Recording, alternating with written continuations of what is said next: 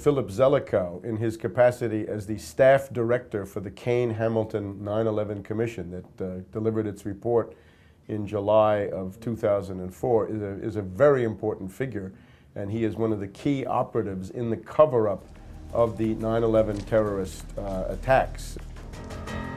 The guy is clearly an academic, closely related to the Bush administration, close friend of Condoleezza Rice, and he had written about so-called catastrophic terrorism before 9/11.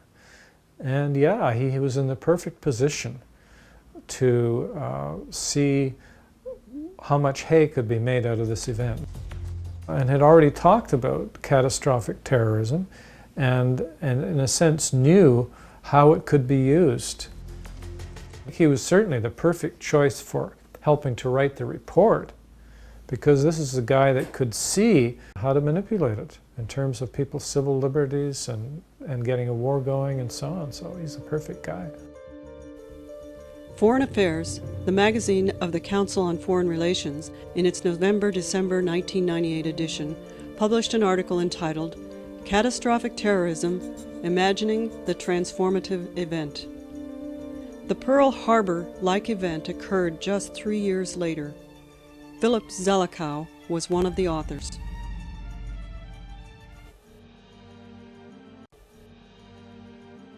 If the 1993 bombings of the World Trade Center had succeeded, the resulting horror and chaos would have exceeded our ability to describe it.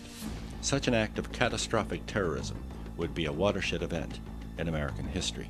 It could involve loss of life and property unprecedented in peacetime and undermine America's fundamental sense of security.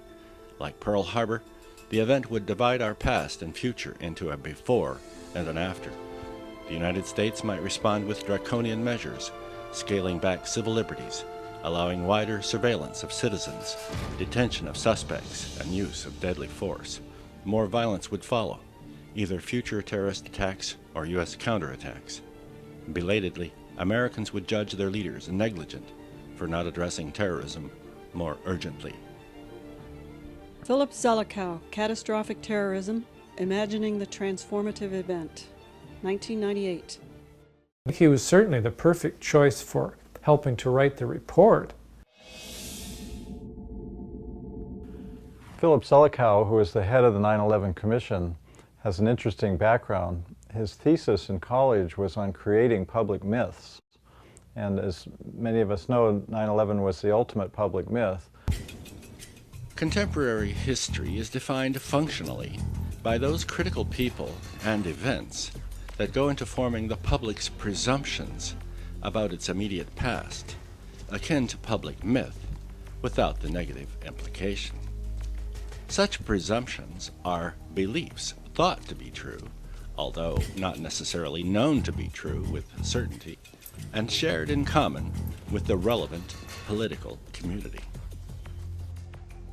Prior to his appointment to head the 9/11 Commission, Philip Zelikow was the executive director of the Aspen Strategy Group Markle Task Force on National Security, whose members include Cheney, Rice, and Wolfowitz. My starting point, of course, is that these attacks were not the work of any group of Arab or Muslim fanatics, but were rather a deliberate war provocation orchestrated by the U.S. intelligence community and the security bureaucracy. But let's focus on Zelikow as an individual. When Philip Zelikow was then appointed to be the staff director doing the substantive work of the Kane-Hamilton Commission, he suffered from a crippling conflict of interest because he had such close personal ties to Miss Rice, who, of course, in her capacity as the head of the National Security Council, was one of the main people that he was going to investigate. Governor Kane of New Jersey, former Congressman Lee Hamilton from Indiana, put in ceremonial appearances, did some public speeches on the subject, but the main work was done by a staff that was directed by Philip Zelikow.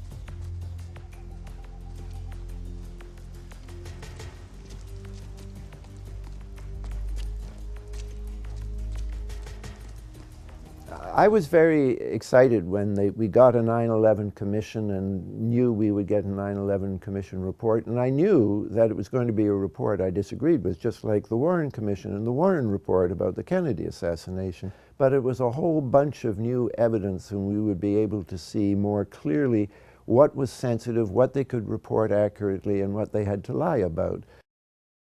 We got that in the case of the report.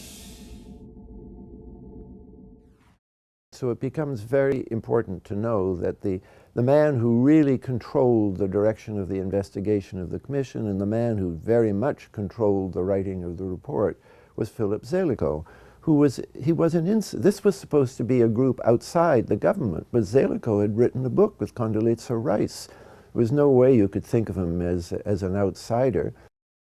To confirm his ties then with Condoleezza Rice, when Condoleezza Rice took over the State Department, Zelikow was then able to get a job as one of the top bureaucrats in the State Department during the reign of Miss Rice. NORAD generals, U.S. Air Force generals, committed perjury in front of the commission by falsifying timelines and making mutually contradictory statements, and that Kane and Hamilton were aware that it was perjury. The question then arose what to do. They had a closed-door meeting of the commission staff, the members and certain key staff members. Zelikow was undoubtedly part of this meeting to decide what to do. The big question was, should the Kane-Hamilton Commission forward criminal referrals to the Department of Justice based on the lies that had been told by these NORAD generals? And the decision that came out of that meeting was, no, we do nothing. We'll leave it to the Inspectors General of the Department of Transportation for the FAA, and above all of the Pentagon for the Air Force and NORAD generals. So Mr. Zelikow seems to be a party to suborning perjury in front of the commission.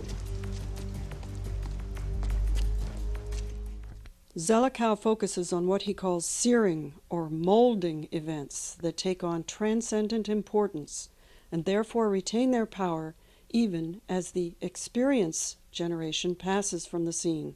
Wikipedia. Philip Zelikow was so experienced at creating public myth, and then he ended up being the head of the 9/11 Commission, which we call the Cover-Up Commission, is rather revealing.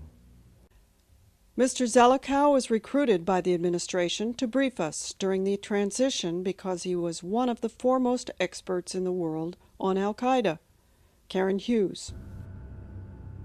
There's then the Able Danger cover-up. Former Congressman Kurt Weldon of Pennsylvania came forward and talked about Able Danger with the help of Colonel Schaffer and Captain Philpott, DIA officers. They're talking about Atta and other accused patsies being in the United States early in the year 2000. Then we had an absurd comedy of errors.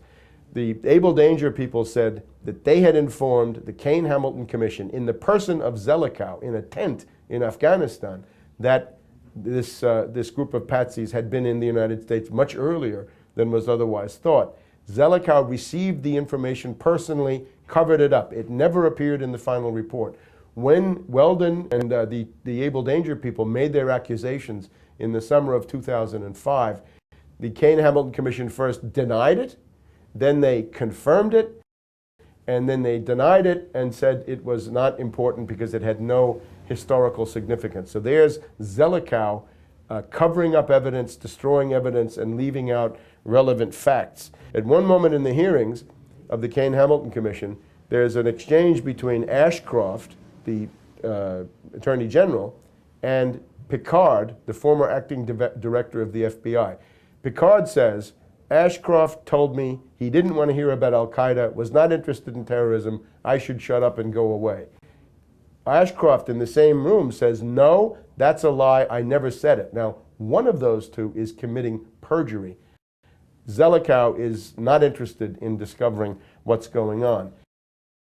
As a reward for the job he did with the report, they put him on the President's Foreign Intelligence Advisory Board, which is a group you don't hear about very much, but is a very key link between what you might call the White House and the ruling establishment of the United States.